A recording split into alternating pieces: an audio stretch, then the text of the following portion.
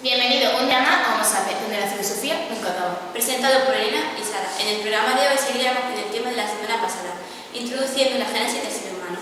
Para empezar, Elena hará una introducción sobre este tema. Primero, introduciremos algunos conceptos básicos como qué es explorar. Podemos atribuir este concepto a un viaje en el tiempo, donde siempre vamos explorando y vamos viendo lo que hay a nuestro alrededor. Lo mismo pasa con el ser humano. El ser humano siempre se basa en su vida pasada con el fin de hacer en el futuro unos proyectos mejores que le lleven así a la felicidad, como tratábamos en el programa de la semana pasada.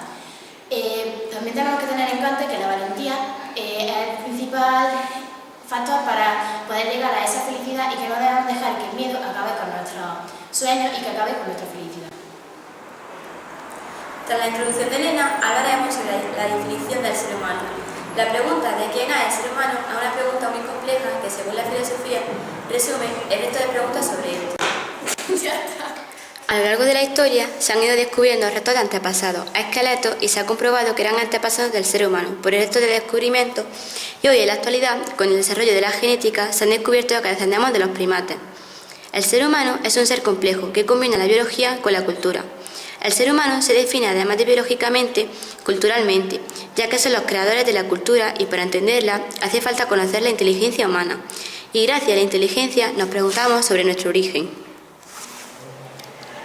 Este texto habla sobre el origen de la cultura en el mundo.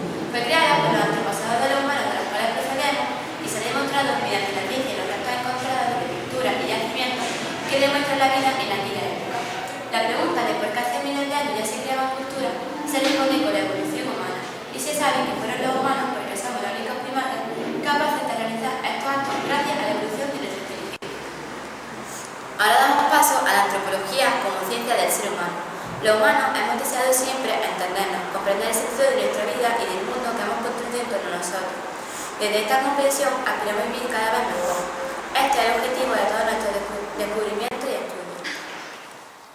Así, explicando la antropología, que procede de antropo, palabra griega que significa hombre, ser humano, y de logos, que significa saber racional, ciencia, persigue un conocimiento integrador a partir de los dados por otras ciencias, pretendiendo conocer en su totalidad al ser humano, es decir, es el estudio de la humanidad y sus estilos de vida, teniendo diferentes ramas centradas en distintas dimensiones de la experiencia humana. Explicaremos ahora lo que son las dimensiones del estudio del ser humano. Existen diferentes perspectivas del estudio del ser humano, como por ejemplo la antropología biológica o física, que analiza la diversidad del cuerpo humano en el pasado y en el presente. Se estudia la teoría de la evolución humana desde sus ancestros primitivos. También existe la antropología social, que sería el estudio del comportamiento humano. Y por último, la antropología filosófica. La filosofía aprovecha los conocimientos proporcionados por la antropología para hacerse preguntas más integradoras, intentando saber qué es lo esencial y qué es lo accidental en los humanos. En conclusión, el ser humano es naturaleza, pero más que eso es cultura, por lo que imprime un sentido a su existencia, que va más allá de ambas dimensiones. El ser humano no crea su propio mundo, dándole un orden y sentido humano que amplía el orden natural y cultural. La relación con el concepto de Linneo es que para entender y buscar la explicación sobre algo, en este caso el ser humano, tenemos que pararnos a observar, es decir, mirar de forma cuidadosa para recoger información y que para ser eficaz está guiada por un interés concreto. Una vez observado, habría que describir, es decir, explicar mediante palabras como algo, y por último habría que clasificar si hubiese diferentes clases. Encontramos la relación en la naturaleza del ser humano, en querer comprender todo aquello que no nos entendemos y darle una razón lógica empezando por la razón del ser humano. Ahora hablamos sobre la antropología biológica, la teoría de la evolución. La antropología biológica, al estudiar el origen de la especie humana, siempre nos tenemos que hacer tres preguntas: ¿de dónde procede el ser humano? ¿Cuál es su relación con las demás especies? ¿Y cuáles son las diferencias o sus rasgos constitutivos? Todas estas preguntas han sido contestadas por las diferentes explicaciones según los diferentes puntos de vista de algunos, desde los mitos hasta otros como la ciencia. La ciencia es el conocimiento obtenido mediante la observación de patrones regulares de razonamiento y de experimentación en ámbitos específicos. Estas son válidas para todas las personas, sea cuales sean sus creencias religiosas. Como dijimos en el programa de la semana pasada, hasta el siglo XIX solo era admitida una teoría por todos, que era el fijismo. El fijismo es una creación que sostiene que las especies actualmente existentes han permanecido básicamente invariables desde la creación. Aristóteles, por ejemplo, consideraba que los organismos forman parte de una escalera de la naturaleza, que ha sido creada por la divinidad, donde cada especie es parte de una progresión desde lo imperfecto a lo más perfecto. A partir de este momento se fueron desarrollando progresivamente las teorías científicas sobre el origen y la evolución de las especies, dando lugar a la teoría de la evolución, que ha sido uno de los logros más sorprendentes de la ciencia y uno de los que ha planteado más problemas tanto religiosos como filosóficos. Esta teoría se ha desarrollado a lo largo del último siglo y medio. Bueno, pues este texto que podemos observar en la pantalla es un texto de Darwin que atiende a la segunda fase, en la que se explica el proceso evolutivo que forma la ley de la selección natural y que está basado en la lucha de las especies y en la supervivencia de las más aptas. Vamos a encontrar una primera fase que sigue la de la teoría de la evolución de la mano, en la que se basó en dos leyes fundamentales, que es que la función hacia el órgano y que la transmisión de los caracteres adquiridos a la descendencia. Por último, podemos encontrar una tercera fase que sería la de la teoría sintética. En ella se explica el proceso evolutivo en términos genéticos. Según esta, un individuo puede transmitir los cambios operados en su código genético que son los responsables de la aparición de nuevos caracteres.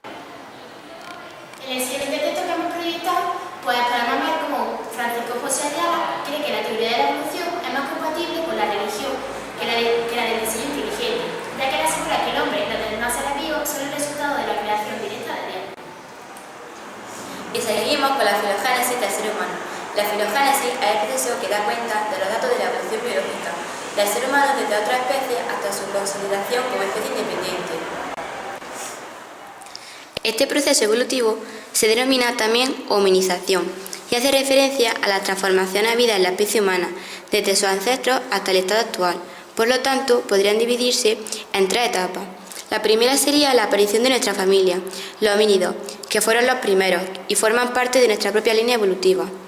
La segunda, la aparición de nuestro género, el Homo. El primero de ellos es el Homo habilis.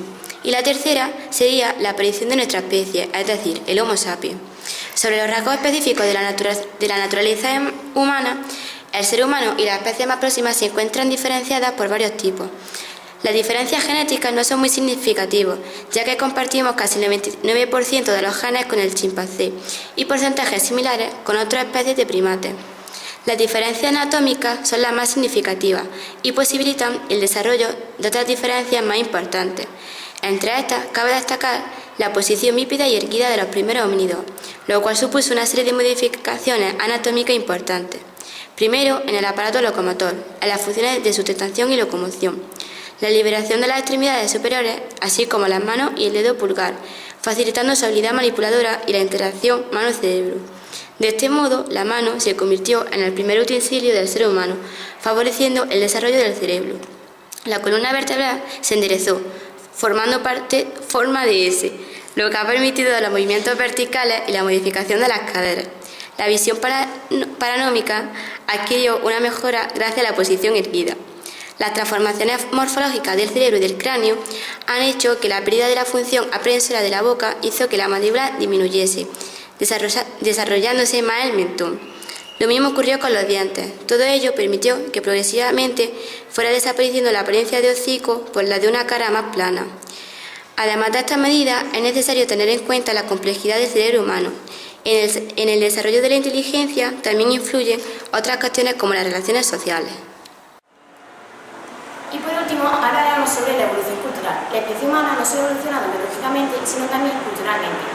La teoría de Lamarck no explicaba la evolución biológica, pero sí la cultural, porque los conocimientos adquiridos en vida son transmitidos a la descendencia y a la humanidad mediante el aprendizaje.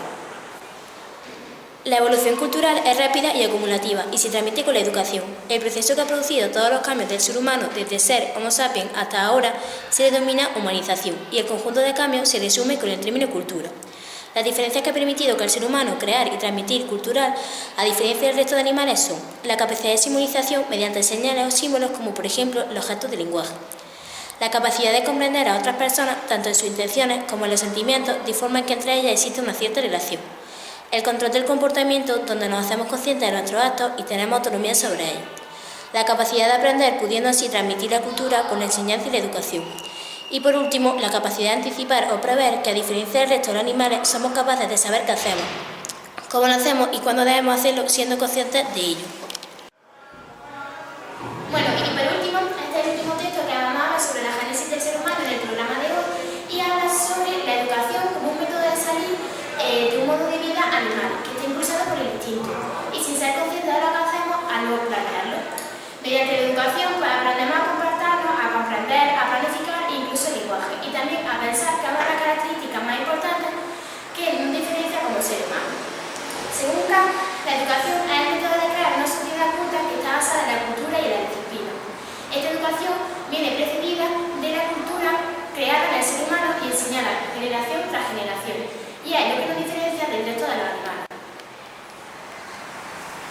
Y hasta aquí el programa de hoy. Esperemos que os haya gustado. Lo de la filosofía nunca acaba.